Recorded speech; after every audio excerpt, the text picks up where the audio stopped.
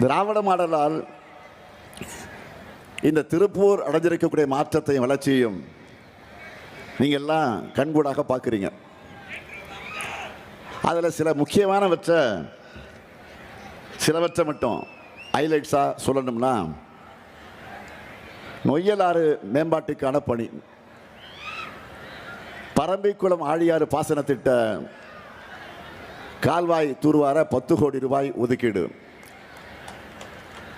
தாராபுரம் தொகுதிக்கு அரசு கலை மற்றும் அறிவியல் கல்லூரி, சொர்ணபுரி லேஅவுட் பகுதியில் சங்கிலிப்பள்ளம் ஓடையின் குறுக்கே உயர்மட்ட பாலம்,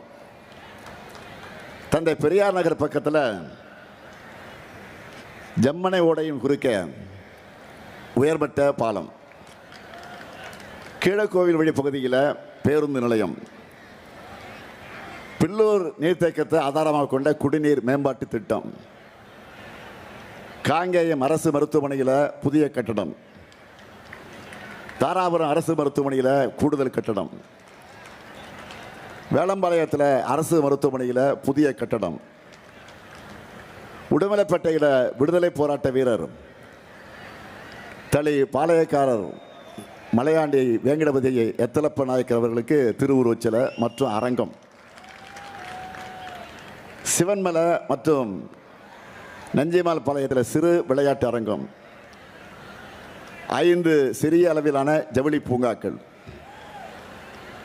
திருமுருகன் பூண்டி நகராட்சி பகுதியில் மினி டைடல் பார்க், 328 திருக்கோயில்களில் திருப்பணிகள், கொங்கல் நகர் கிராமத்தில் முதற்கட்ட அகழ்வாய்வு நிறைவு,